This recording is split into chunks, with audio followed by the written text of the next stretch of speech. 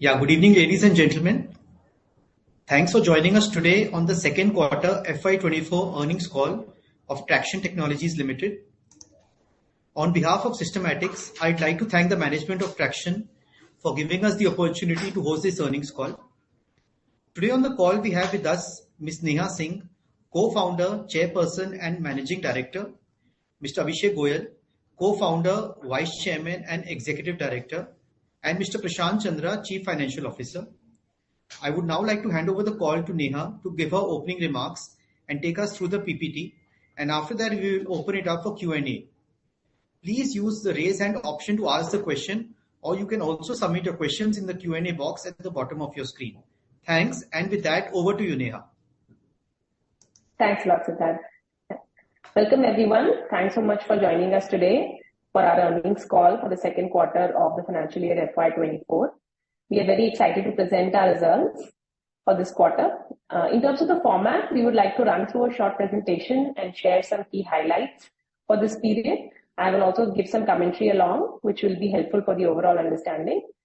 And then we'll follow it up with a Q&A session. Request you to go through the standard disclaimers for this presentation. A quick recap on our business. Tracxn is a data and software platform for the private markets globally. If you look at the public markets, it has created multiple large companies, many of which are highly cash-rich and profitable companies. As private markets are becoming large and important, it will also create platforms like these. And we are building a global platform in this space. Our customers include venture capital funds, private equity funds, investment banks, as well as M&A innovation teams of large Fortune 500 corporations. Also, it's a global platform, so nearly 66% of our revenue is international, and we have customers in over 50 countries. I would like to begin by summarizing the financial performance of Q2 FY24. To set the context, we have one business, one legal entity, so you will not see terms like standalone or consolidated. All the numbers that I'll talk about is for the business overall. Revenue from operations for Q2 FY24 was 21.5 crores, which is an annualized run rate of 86 crores. This is a 12.5% year-on-year increase. Total income was 22.5 crores, which is an annualized run rate of nearly 90 crores. Coming to profitability, EBITDA for the quarter was positive 2 crore. Also to add, this EBITDA includes all the non-cash expenses also, like ESOP charge. PAT for the same period was 2.2 crores. Moving on, EBITDA margin was 9.5 crores and PAT margin was 10.1 crores. I will quickly summarize the YTD numbers as well, or the financials for the first half of the current financial year. Revenue from operations was 41.3 crores, which is a 10% year-on-year increase.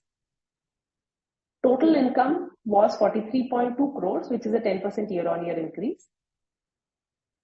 In terms of profitability, EBITDA was 2.1 crores for the first 6 months and PAT was 2.9 crores.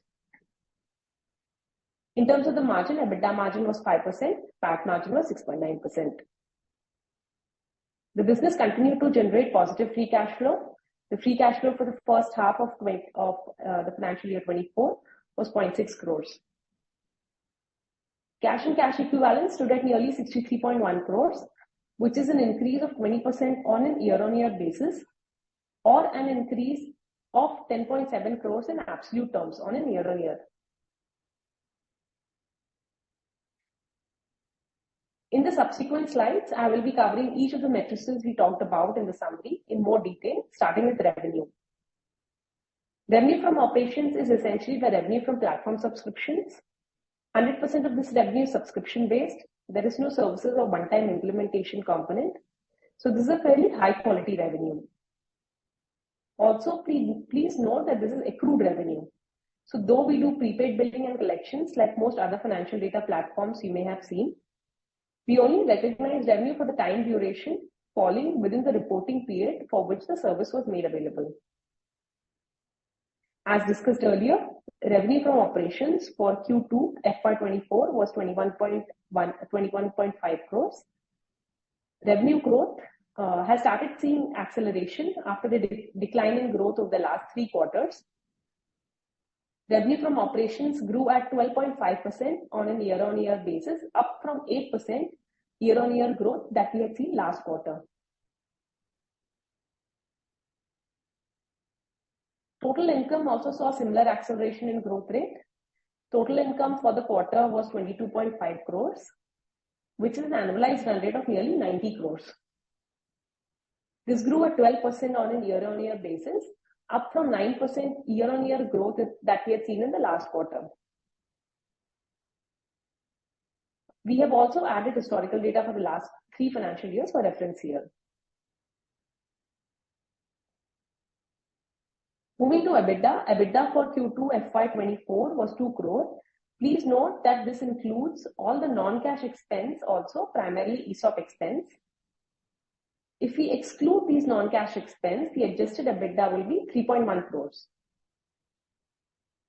Quarterly EBITDA margin was 9.5%, which is an expansion of 4.8% on a year-on-year basis. Also, please note, this is the highest quarterly EBITDA and EBITDA margin that we have seen over the years.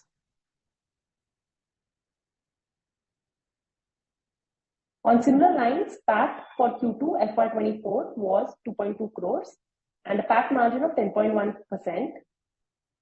If you exclude the non-cash expense like the ESOP expense and the tax set-off with deferred tax asset, the adjusted PAT for the quarter was 4 crores. Similar to EBITDA, the PAT for the last quarter was also the highest quarterly PAT and PAT margin that we have seen.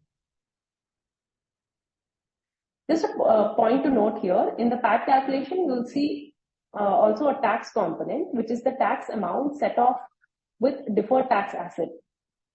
So this is a non-cash expense, as we don't have to pay taxes as we have accumulated losses. But this non-cash expense is included in the PAT calculation from this year onwards.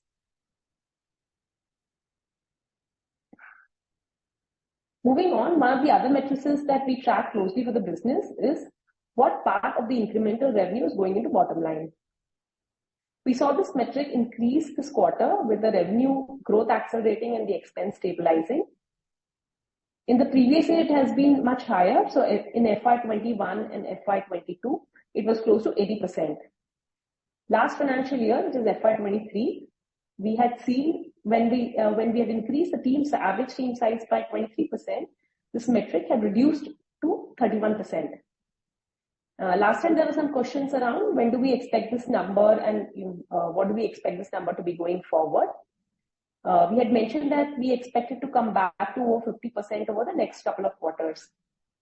So the good news is that it has come back to this mark this quarter itself.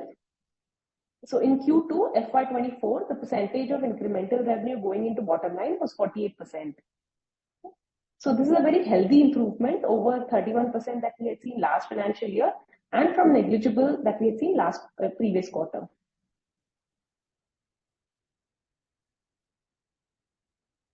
Coming to the expenses, the total expense for Q2 FY24 was 19.5 crore. This is a 7% increase over the same quarter previous year. If you see, this expense growth rate is lower than the CAGR seen across last 2 years, which is what we had also indicated in the last quarter. On the right hand side of this slide, we have also given the breakup of this cost across the key components. The key components are the same as what you had seen previously. Just to summarize, first, bulk of our expense is team cost. So in Q2 FY24, this was 88% of the total expense, which has been in the same range across the last 2 financial years as well. In FY22 and 23, this was 89% and 88% respectively of the total expense. Also note, all our team is in-house, so there is no outsourced or contract workforce. The second largest item is cloud hosting cost, which accounted for 3.3% of the total expense, as we do a lot of data processing and analysis. This is followed by the rental expense. The other interesting aspect is that we do not have a large paid marketing expense line item because we do not have a large paid marketing spend neither digital marketing nor offline based, typically required for customer acquisition. The reason for this is that because we are a data company, we produce a lot of content and hence are able to use a lot of this to get organic traffic. So we are able to acquire leads fairly efficiently, which is also reflected in our expense breakup. Moving on to doing a deep dive on the expense growth rates. If you see the year-on-year expense increase over the last 2 financial years, it had increased from 7% in FY22 to 16% in FY23, right, which was the last financial year. This was primarily on account of headcount increase. We had indicated across the last 2 quarters that this should get eased. So in Q1 of the current financial year, it had come down to 9%. And now in Q2 of FY24, this has come down further to the FY22 level of 7% year-on-year increase. This again is very much in line with what we had indicated earlier.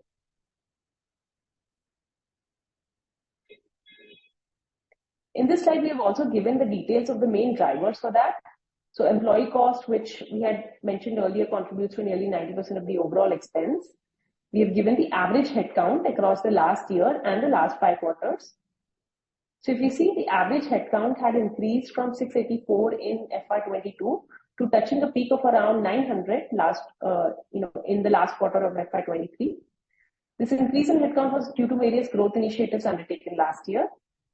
In Q2, it has come back to 783.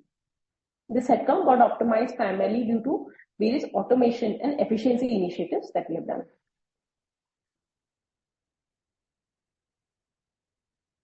Moving on to the revenue side, I wanted to talk a little bit on the market. So if you see, the private markets have been very muted, across the last 9 months of this year. And I'm sure you would have read a lot of commentary about this in press as well. But just to put into perspective about the deal activity among the private market investors. So if you see the global tech funding, it is at a near 6-year low. Funding globally in the first 9 months of the calendar year 2023 was down nearly 50% if you compare to the first 9 months of the previous year. Similar was the trend in India, where it was down 72% in the first 9 months of the current calendar year 2023 over the same period previous year. This was more stark in the later stages. One proxy for the late stage activity is the number of new unicorn startups that got created or the new private companies that got valued at over $1 billion. Current run rate of new unicorns that got created globally, which is a proxy of the investment activity in the later stage, was lowest that we had seen in the last 7 years. India obviously saw only 1 new company got added to the unicorn list in the first half of 2023, coming down from a peak of about 44 that we had seen just 2 years back in 2021. Also, if you look at the M&A activity, it has been fairly muted. If you look at the M&A deal volume in the 9 months of 2023, it was the lowest that we had seen in the last decade. Even if you look at the IB fee, the investment banking M&A advisory fee, that is, it is one of the lowest that it has been in the last 10 years.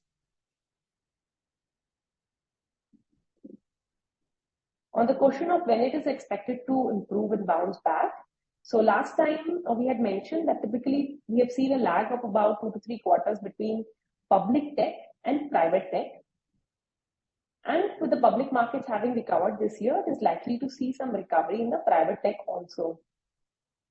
We are already seeing this recovery in the private market happen.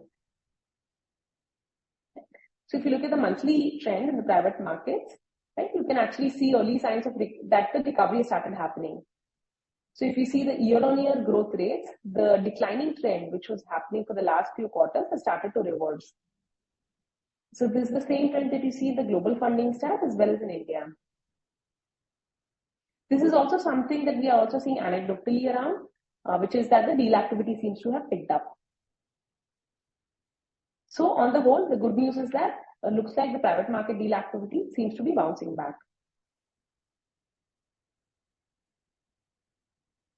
Coming to some of the matrices of the business that we are seeing.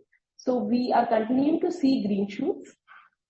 Last quarter, for instance, we had mentioned that if you look at the deferred revenue, we had started to see the downward trend reverse and slight acceleration in the first quarter of the current financial year, which is FY24.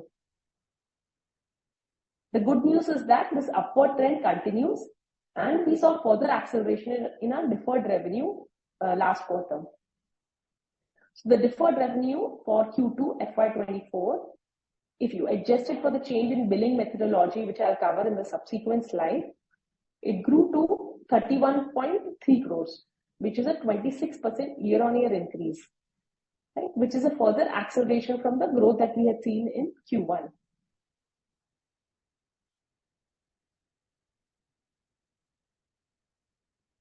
I would also like to share a note on the slight change in billing methodology that we have done in Q2 FY24. This might have some impact on some of the matrices over the next couple of quarters, after which it should stabilize.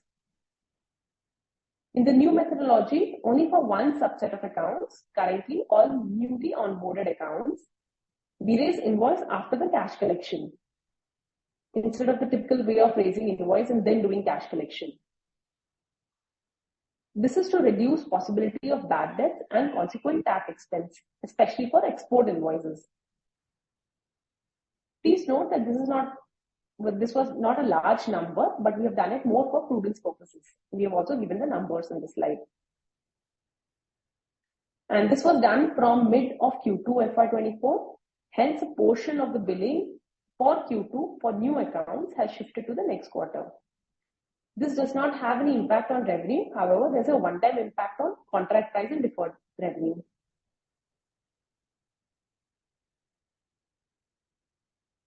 In terms of some of the other metrics, platform engagement metrics continue to look very healthy and increase. If you look at the platform usage, which here is in terms of the number of exports and MyNS data queries that customers have sent, it has nearly doubled across the last 2 years. Engagement has increased both at an overall level as well as a per user level. So this is a very healthy trend that we see.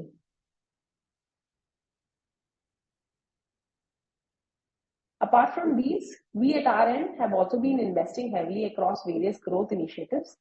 So these spans across the go-to-market funnel of marketing, sales, and account expansion.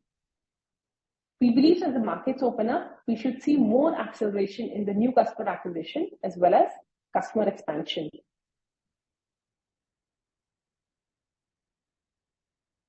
I would also like to take a couple of minutes to recap on some of the growth initiatives we are aggressively working on, and we are very excited to present the results from what we are seeing from those.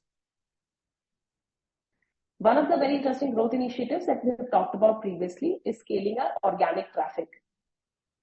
So because we are a data company, we are able to use a lot of data that we own to launch a large set of public pages, which generate a lot of customer traffic. For instance, if someone is searching for fintech companies in Sweden or SaaS startups in California, they come across our pages and we are able to generate leads through that. So if you look at the organic search traffic that we got across all our pages, this was 8.7 million in the first half of FY24. So 3 things regarding that. One is that this is a very large traffic funnel that we've been able to build. Second, it has grown rapidly, as you can see, across the last few quarters. For instance, it has grown nearly 8 times in just the last 3 years. Thirdly, we continue to work aggressively on this and we expect it to increase even further.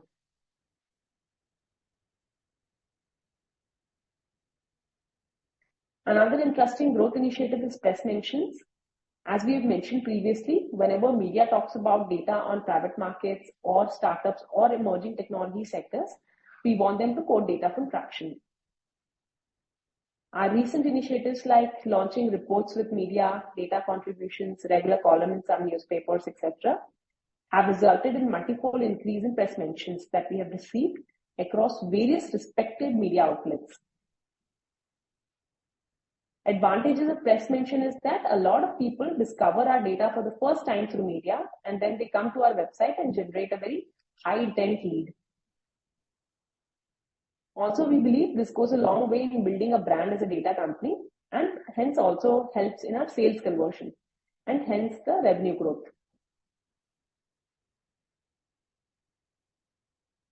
Another interesting growth initiative that we had mentioned previously on the data side is that we are expanding coverage in financials and cap table data sets on private companies on the platform.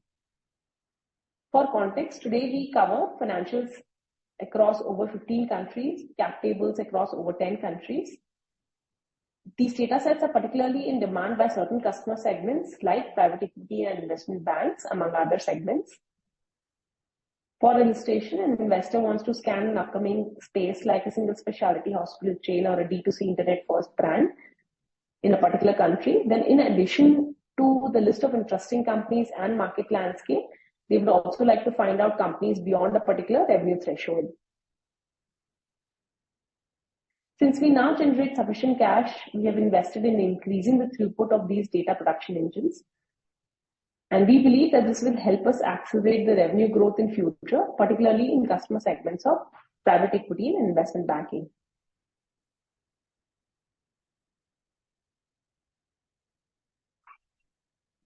Another set of initiatives which are underway is for improving paid customer engagement as well as account expansion to enhance essentially growth of revenue from existing customers.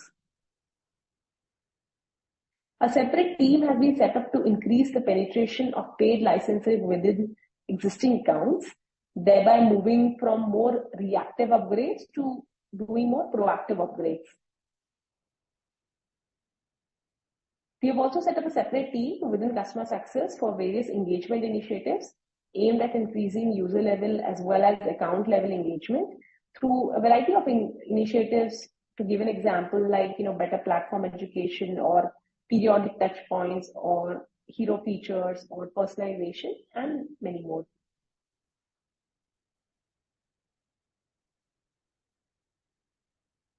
Moving on to some of the other financial metrics.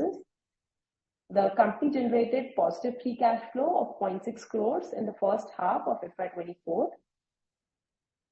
If you see, this is a decrease over the first half of FY23 last year. The only reason is basically there was a slight delay in realization of some of the payments which actually came post the quarter end, and pending tax refunds which we expect to be realized over the next 2 to 3 quarters. So we expect this number should come back to a much higher number next quarter. Cash and cash equivalents stood at 63.1 crore, which is an increase of 10.7 crore on a year-on-year basis, or a 20% increase on a year-on-year basis. So interestingly, despite these investments in various growth initiatives, the company continued to generate positive free cash flow and also increased cash and cash equivalents both on a year-on-year basis as well as on a sequential Q1Q basis.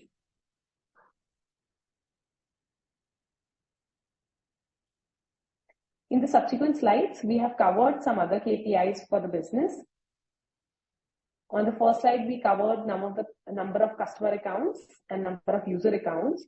So we closed September 23 at 1258 accounts and 3,420 users, which are 9% and 2% growth on a year-on-year basis, respectively.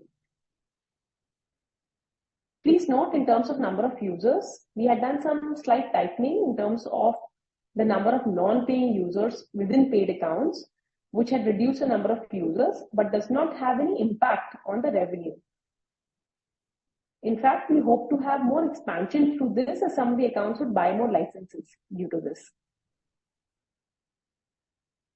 In terms of some of the other KPIs, contract price or invoicing amount for Q2 FY24 was 21.7 crores, adjusting for the billing methodology change, which was discussed earlier. This is a 22% increase over Q2 of last financial year. The last graph talks about the entity's profile, which is a proxy to the amount of data added onto the platform. So today we track more than 2.4 million profiles, including private market companies, funds, etc. globally.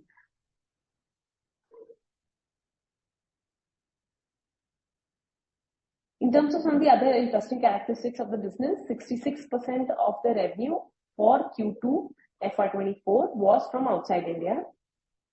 This has been almost in the same range, about close to 70% across the last 3 financial years as well. These customers span over 50 countries. The top 5 countries within this show a similar pattern to where you have large corporates as well as private market investors. So the top 5 countries for us by the number of customer accounts are India, US, Singapore, Germany, and UK.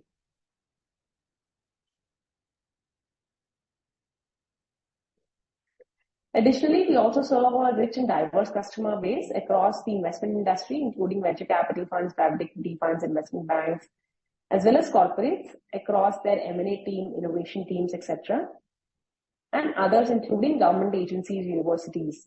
Right? So this gives us a very large addressable market to tap into.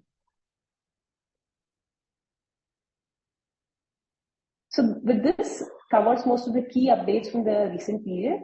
In the subsequent slides, we cover the business overview. I will skip going over these slides, but please feel free to check it out offline. Subsequently, we also have some slides in the detailed financial statements, which people can go through in detail. Thanks, that's all the key items that I wanted to share. Passing it back to Siddharth for any Q&A that the group might have. Yeah, right. So,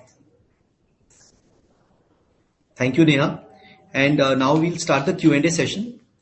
Participants can raise their hands or write down the question in the Q&A box at the bottom of your screen. Once we call out your name, you can unmute yourself and ask your question. So we'll just hold on a minute. Okay, so we have the first question from Harsh. Harsh K, would you like to unmute yourself and ask your question? Yeah, hi. Yeah. Hope I'm audible.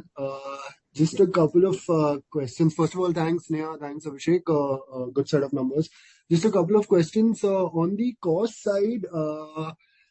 So you guys were talking about the employee optimization. So could you just elaborate a bit more on that? Are we done with the optimization phase? How should we see the headcount number going forward? That's the first thing. Secondly, we are still seeing on a quarter-on-quarter basis some consolidation in the number of users. Now, this is despite some revival in the PE funding that you called out, Neha. So how do you see this number going forward, and how do we triangulate that with the growth that we saw in this quarter? Got it. Thanks, Harsh. So I'll just take the first question, which is basically on the cost optimization. We talked about the headcount getting optimized, and how do we firstly, what is the reason for that? So one of the key reasons was basically there is a lot of sort of automation and automation initiatives which keep happening. So that's why one part of the team, like the data operations team, which is there, so that keeps getting optimized. So for instance, if you build launch financials in about 20 countries, cap tables in so many countries. There's this, once you build models, then, over time it gets optimized. So the number of people that we require per module, that decreases, right? So that was one of the reasons that you had seen in terms of the headcount increase. On this point, I'll just note that, if you look at the headcount might have decreased a little bit. Like if you compare Q2 of the current financial year to Q2 of last financial year, the headcount actually decreased marginally by 4%, but the cost had actually, increased or remained flat or slightly increased.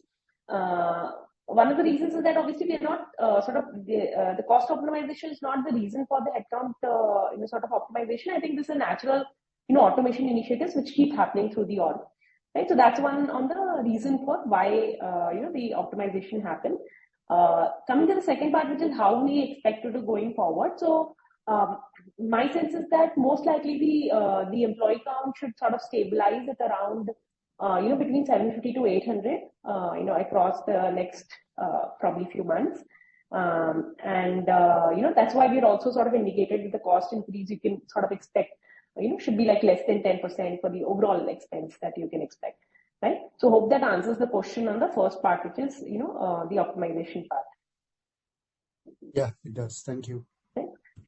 Now coming to the second part, which is the number of users. So yeah, that's an interesting question. So if you look at the number of accounts, that has increased by about 22 on a sequential Q-on-Q basis, but the number of users have actually, sort of decreased. So on the user base, there is also, optimization that we had done. So the number of users that that is there here is basically the number of activated users that are there for all the paid accounts on the platform, right?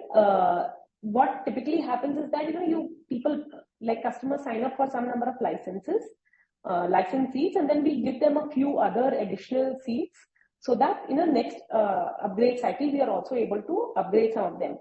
So the number that you see is the number of users. So we've also done some tightening in terms of the additional users that we've given to some of the accounts. That's one of the reasons why you can see the user count getting optimized. But you can also see another number, which is, the average realized pricing per account as well as per user. So if you look at this quarter, both the realized pricing on per account, that has increased. So that increased from 6.7 last financial year to 6.9 in the last quarter. And the realized pricing for the users have also increased marginally from 2.4 last financial year to 2.5 lakhs per user per year, right? So there is also that is also getting optimized, like we're able to also increase a little bit on that front, right? So I think that is so I think the net is basically including both of these aspects, right? Hopefully that answers the question on the user growth. Got it. Thanks a lot. Thanks, Harsh. Yeah, thank you, Harsh. Well, we have a question on the chat window from Ajit Kumar. Hi, Neha. Other than core revenue, do you see any other opportunity of data monetization? From Ajit Kumar. See, yeah. So just to take that question, Ajit, I think in terms of the revenue ones that we have, so one way to think about it is by customer segment. The other way to think about it is by geography. In the customer segment, if you see, nearly half of our revenue is from private market investors, which includes your venture capital funds, private equity funds, etc. The other half, interestingly, like corporates, is actually equally large for us, right? Wherein we continue to see expansion in different use cases. So we started with the M&A as the use case, innovation teams as the other use case. We are also seeing a lot of uptake in the sales team within that, right? If someone wants very targeted sort of information on customers that they can go behind, so we have sort of very classified data, in that sense. So that's another segment that we are seeing growth. We are also seeing growth in corporates across all the sizes, small as well as large, within this use case, right? So I would say, in terms of the customer segment also, there are a few customer segments that we are seeing sort of more growth in, right? So that is one idea. And the other is, of course, we continue to sort of, increase in terms of some of the geographies wherein we already have sort of, a good referenceable customer base in, right? So for instance, India and America sort of grew, both in terms of the percentage within this quarter, right? So hopefully that answers the question on the revenue opportunity in the other segments that we are seeing.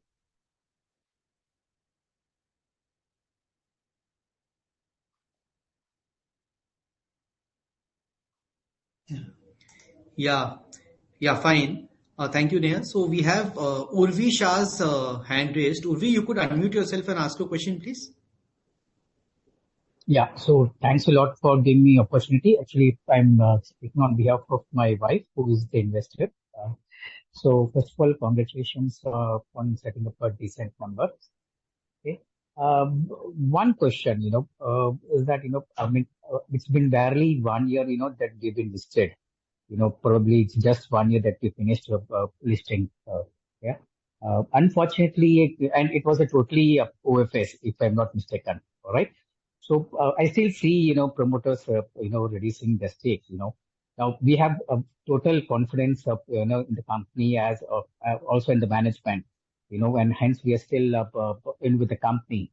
But, if you see, the promoters continuously, reducing the decreasing the stake, it really doesn't give us the confidence to, going further. I mean, if you can just clarify, because it's barely 1 year that can be listed, it was a totally OFS. So, I hope if you can clarify, please. Yeah. Go ahead. Thank you so much. So I'll just address to that. So we actually, so the IPO was an OFS, which was sort of requirement in terms of liquidity that you need to have. But actually, I don't know, there's the promoters have actually not been selling at all after the IPO. They've not even sold. In fact, on the other side, the promoter group has been buying shares, after the contra trade obviously sort of ended, and when you could do that.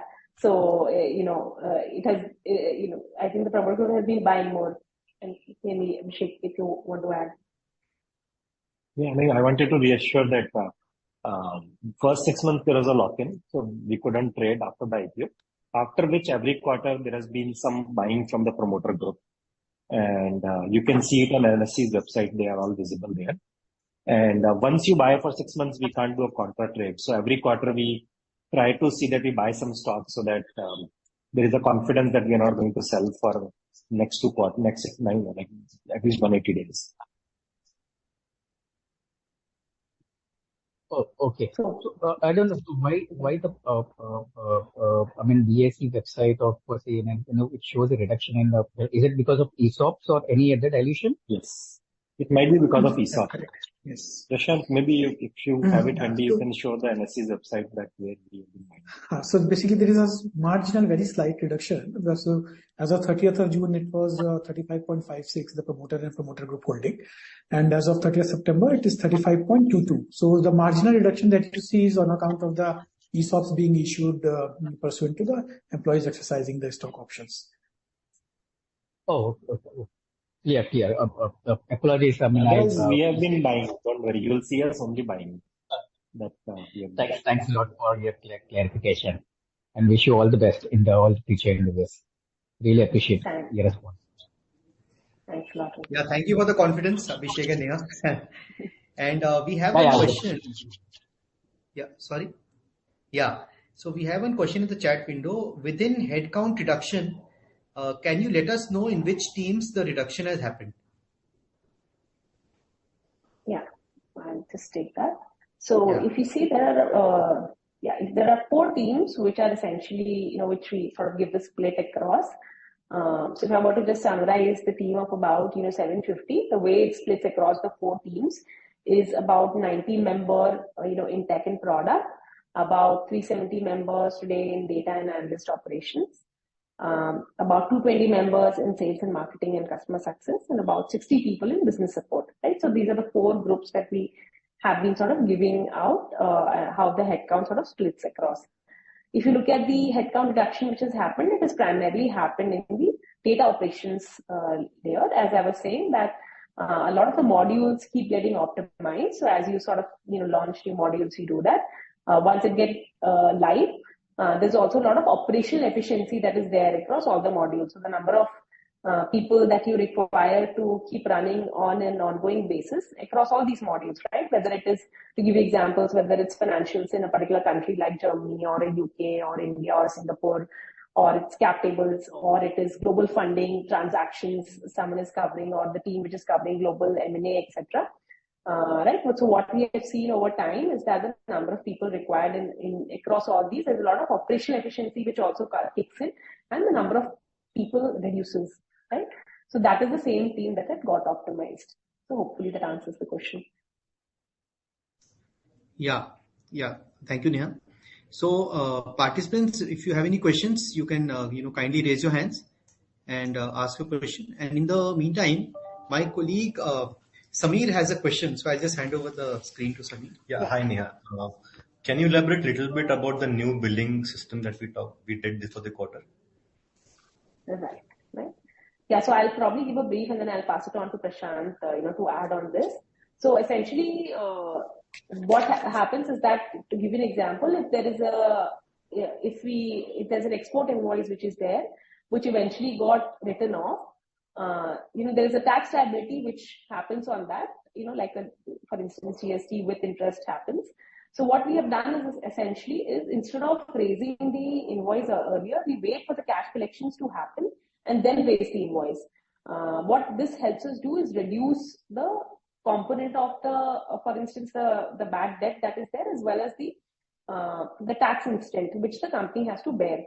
The overall expense was not a lot, like we had given in the slide. For instance, the last financial year, on a revenue from operations of about 78 crores, the total write-off was only about 74 lakhs. It was a small component, less than 1%, but still for prudence purposes, we have adopted this. Okay? And I'll also, pass it to Prashant to probably add over here.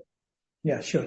So, Samir, I mean, like Leah mentioned, so earlier we would raise an invoice which is like book the sales and then subsequently over the due course collect the payment. But in for the select accounts, like the newly onboarded accounts, we are now actually waiting for the payments to happen before we are actually booking the source. So in a way, it is also helping us to reduce the bad debts, as well as and I also mentioned the export invoices, especially because the moment the export invoice turns into a bad debt, that is that you don't realize payment, the criteria under the GST laws for export fails. And since our business possible with the export of services, which is zero rated supply, so then immediately GST becomes applicable on it and with interest. Right? So to reduce those instances, we are now insisting first to receive the payment before we sort of book the invoice and record the sales. Is that clear, Samir? Yeah, absolutely right. And then upon account tightening that we are doing, is it a continued process? Maybe we'll do it in the subsequent quarter as well. Yeah, so I think we had done. I think bulk of it is done. We'll continue to do a little bit. So you can probably see the realized pricing per user, maybe increase marginally over the next, couple of quarters. But that's about it. I guess, we'll be, bulk of it is done, and then we'll continue to do a little bit in the coming quarters. Sure. Thank you. Anyone has a question, please raise your hand. Any answer?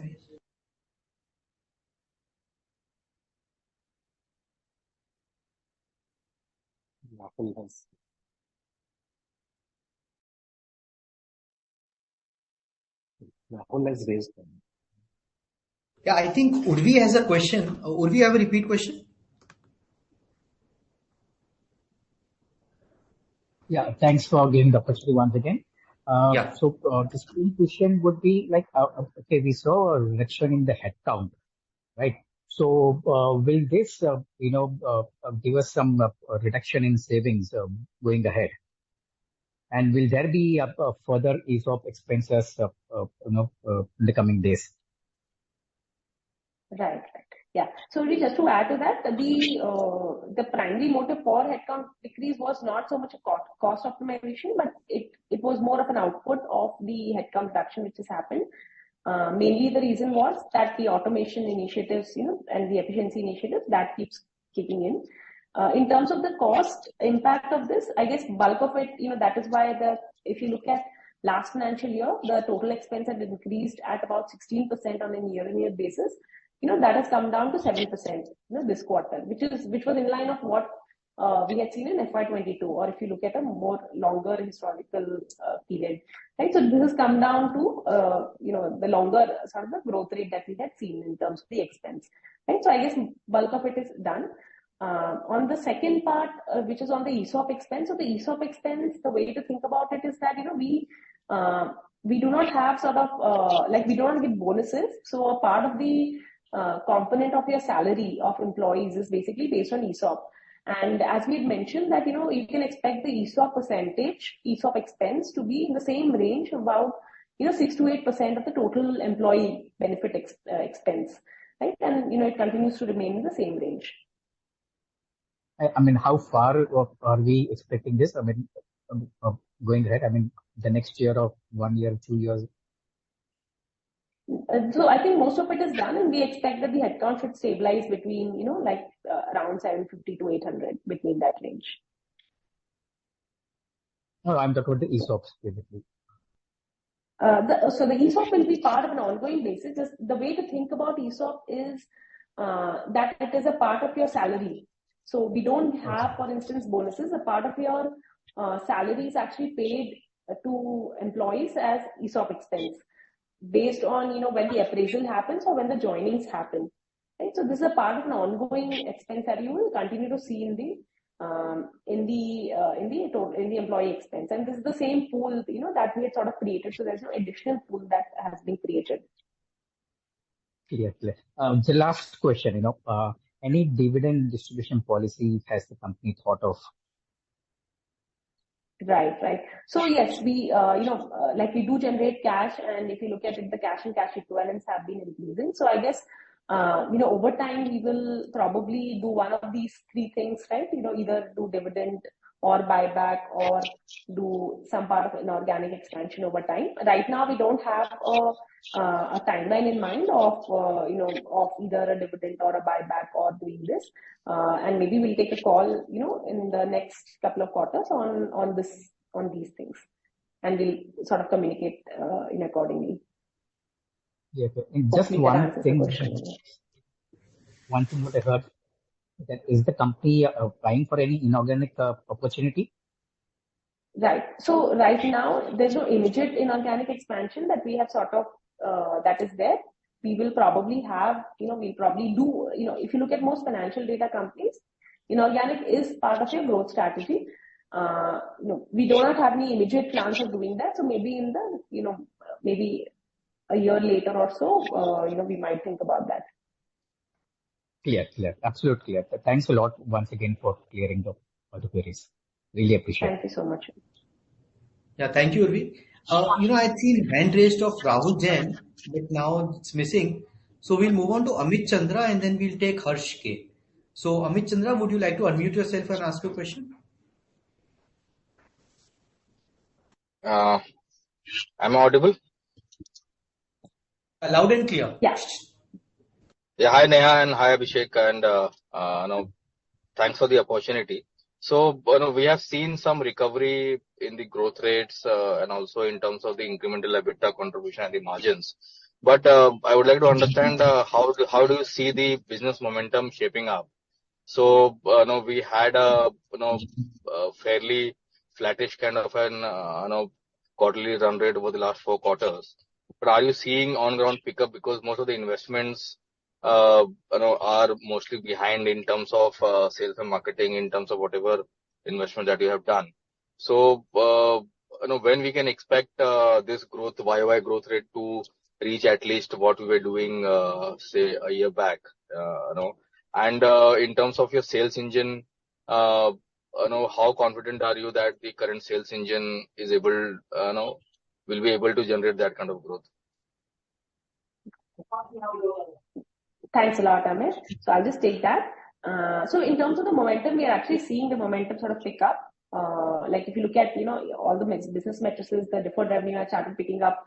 For the last 2 quarters, the revenue growth rate has started accelerating from this quarter, right? So that we started, sort of picking up. I think 2 reasons for that. One is, if you look at the market, which had been, very low. If you look at it, the numbers have been one of the lowest that you had seen in the last decade, both on the funding side, on the M&A side, etc. Right? So that was there in the market. So that activity is picking up. Like if you look at the market stats, there seems to be recovery in the private markets, which is starting to happen.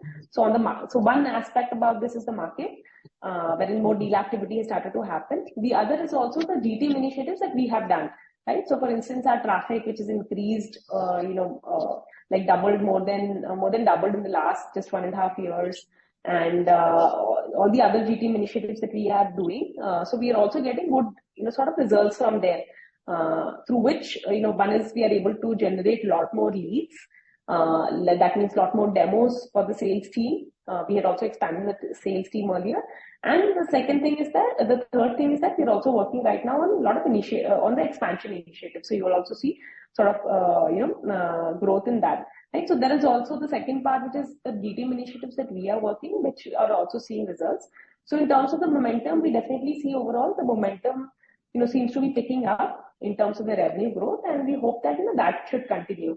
And hopefully in a couple of quarters, it should go back to the level that we had seen if you look at the last 3-year CAGR types. Right? So hopefully that answers the question on the first part, which is on the momentum. On the second part, which is on the sales engine. Right now I think our sales engine is in a fairly good shape in terms of both the coverage that it has, in terms of both the depth that we've been able to build. What we are also doing is building sort of sub teams. So, for instance, there are few segments wherein we are seeing a lot more growth. So we are also carving out the sales team specifically for that. To give you examples, like sales and marketing was one segment which was seeing growth for us. So we have actually set up, a separate team to just focus on sales and marketing leads because we are getting a lot of those. University is another account which is not just a revenue but also a big marketing channel for us. So we've set up a separate team for that. Right. So in the sales team also we are continuing to sort of do a lot of those things, carve out sort of separate teams wherein we are getting either a lot of inbounds or we see scope for improving the penetration much more. So in terms of the headcount, most likely it should remain, but there are a lot of initiatives which we continue to sort of do within that.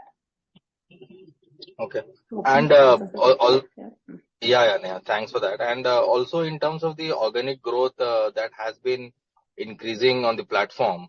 So is there any specific trend or any specific geography which you are targeting apart from obviously, like US is there, which is the largest market. And apart in terms of geography mix, if you can, say where the organic traffic is coming in, and also in terms of the closure to demo ratio, how that has been, and also in terms of what has been the mix of the generation in terms of lead versus inbound and outbound. Got it. Yeah. So let me take that. So the first is basically on the organic traffic and where we are seeing. So the driver for the organic traffic is basically the content that is there on the platform. And if you see the content on the platform, it is the natural distribution of where you have a lot of private market companies, sort of investable private market companies. So US being the largest, followed by and EMEA and APAC. Right, so this is the natural distribution. So that is why the public pages, which is also there, is or the data that we also use for organic traffic is basically global, right? And that is why the in terms of the traffic that we are seeing, so it is fairly, I would say, across the countries that we are seeing sort of growth in traffic that is there, right? So that's on the first part on the organic traffic, which is sort of a natural distribution of where the data is, which is sort of global. Now it's coming to the second question, which is your demo to closure ratio. So that has remained in the same range. In fact, for a much longer period, for the last 2 to 3 years, it has broadly remained the same range of between 15 to 20%. What we try to do is basically, all the new incoming team as well, how quickly they are able to reach to this sort of an average demo closure to demo ratio. We don't expect that to change much. What we are doing a lot of is also increasing the top of the funnel, which is the number of demos that that the team is basically taking, or we are able to generate, or the marketing team is able to generate. So that we are also focusing a lot on. The conversion, we expect that to be range bound. And coming to the third one, which is the mixer. Yeah, sorry. So inbound and outbound. So it also happens to be the same, which is bulk of it is inbound. More than bulk of it is inbound, and a part of it is also outbound.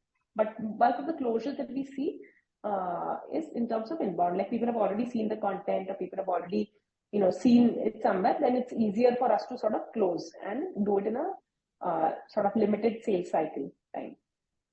Okay. And if you can provide, so the average headcount has been coming down, but in terms of the headcount, I know there is a higher mix of people who are maintaining the data. But in terms of the sales team, how the sales headcount has moved Okay, and if you can provide some numbers around how many sales people are there and how many are front end and how many are like maintenance sales. Right.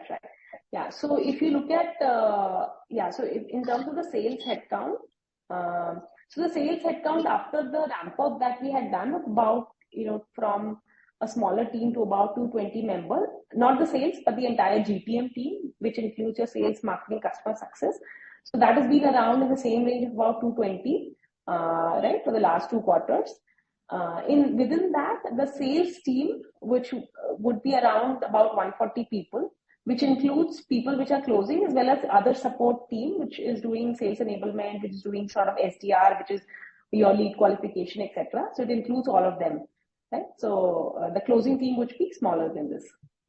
Right? So that is on the sales sort of team. Okay, and now like one last question from my side. So on the pricing for the product. So when we have taken a price hike and when we are planning to take a price hike. So and what are the factors that we consider while taking a price hike? Right. So in terms of the price, if you look at it, currently our pricing currently is about $600 per month per user, which is the minimum single user pricing that we start with. 2 years back, this pricing was $500 per user per month. Sorry, right. So there was a 20% price increase that we had done about 2 years back. The way to think about pricing is that it does not get reflected across all the customer segment, the customer base on day one.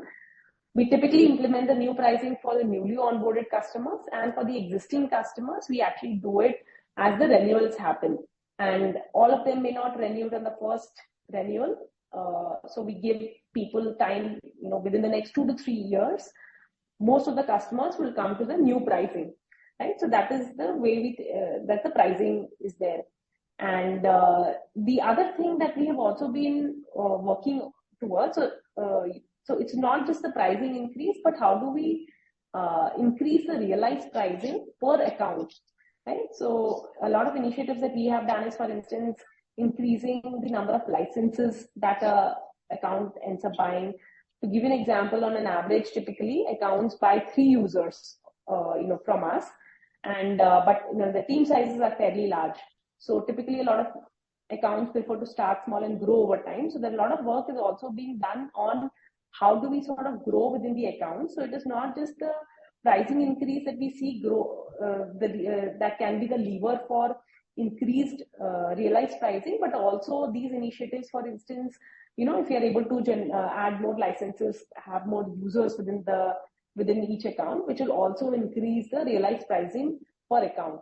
Right? So if you look at this quarter, for instance, the realized pricing per account as well as the realized pricing per user has increased marginally, right? Because of a lot of these initiatives that we have done. Okay. And now, are you seeing any kind of price negotiation at the time of renewals?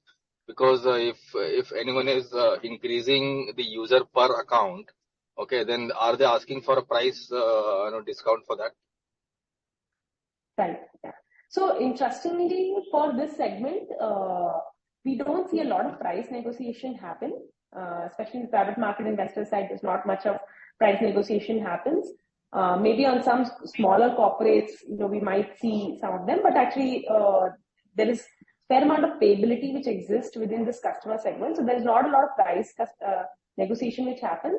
And also on our side, our pricing has been fairly standard. So if you see, pricing we actually displayed on the website, there's not much differential pricing that we do for users, right? So I think people are also fine with the fact that, it's a standard pricing. So we don't see a lot of price negotiation happens. And there's a very standard pricing that we also give out, on the website, which talks about that if you buy so many users, the incremental users will be slightly cheaper.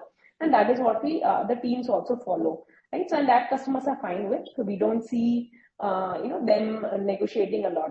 As long as, it's standard for everyone, I think people are fine with. And we don't see a lot of negotiation in this segment, especially. Okay. Okay, Neha, thank you and all the best for the coming quarters. Thanks a lot, Aman. Yeah, thank you very much. So next question is from Ayush Vimal. Ayush, would you like to unmute yourself and ask your question? Sure. Hi, Neha. Thanks for giving me the opportunity. Neha, I just had one question. Over the last 1 year, I've been hearing of another competitor, who's been very aggressive in the market. Do you see that, do you see the competitive intensity in the sector increasing because of that, entrant? And if so, how do you see, the pricing in the immediate term?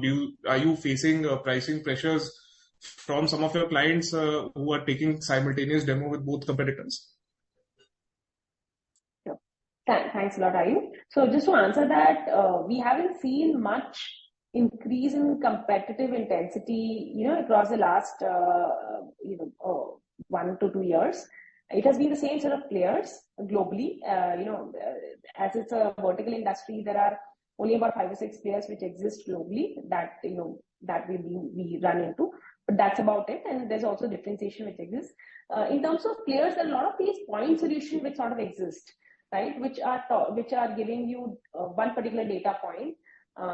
But typically, we have not seen a lot of competition from them in our sales team, or we don't hear a lot of their names from our sales team because there's only one part of the data that they offer.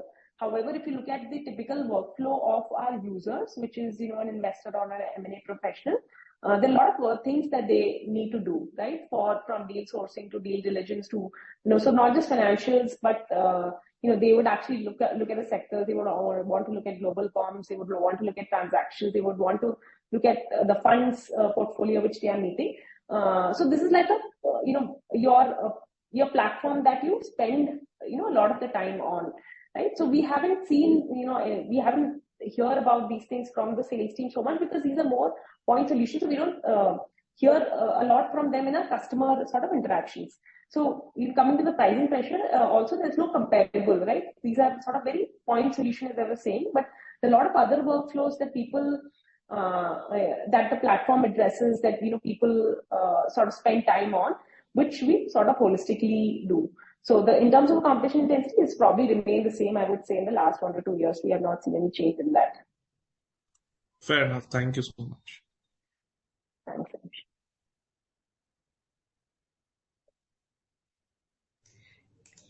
Thank you, Ayush. We had 3 questions on the chat window. One of them is from Aditya Iyer. Any changes to the 30% revenue growth guidance? How is the visibility to achieve the same basis the sales funnel? And then we have 2 questions from Ajit Kumar on the chat window. Actually, one last question. Yeah. So yeah, probably I'll just take the one from Aditya. Chat window. Yeah. So I think we continue to sort of maintain that like if you look at the revenue historically, the last 3 years, we have grown at about 30% CAGR. And we have been investing a lot in the GTM initiatives. Obviously, the markets have been the worst that that they were in the last quite a few years. So coupled with that, we still the revenue has not degrown. The revenue continues to sort of grow, and we have now also seen the momentum sort of pick up. So we hope to sort of achieve back to the sort of historic level within a couple of quarters is the sense. So that's on the first question. And now, so Ajit Kumar's question is, in line with my previous query on non-core source of revenue, if I understand your view correctly, you are trying to focus on one, consulting/advisory service, second, customized data solution. Is it right? So just to answer that question, of Ajit, so there is no custom or consulting services that we offer. It's like most of the financial data platform, it's a platform subscription. So 100% of our revenue from operations is actually platform subscription, and it's fairly standardized. So we obviously keep adding a lot of data modules, personalization features, support which is there through the platform. But there is no sort of services component or consulting component which is there that we have to do for customers. The customization also that happens with the platform is very productized. So if someone is tracking like a healthcare sector, they can set up a different feed or different set of alerts or different set of companies' views that they want to look at versus someone who's tracking financial services or someone who's looking at Europe versus someone who's looking at, Southeast Asia. Right? So they can actually set up a lot of those things on the platform, and our team, our support team also works with the customers, when they are getting onboarded. But there's no custom sort of data solution that we offer. It's all part of the platform subscription, like most of the financial data that you may have seen. So hopefully that answers the question completely.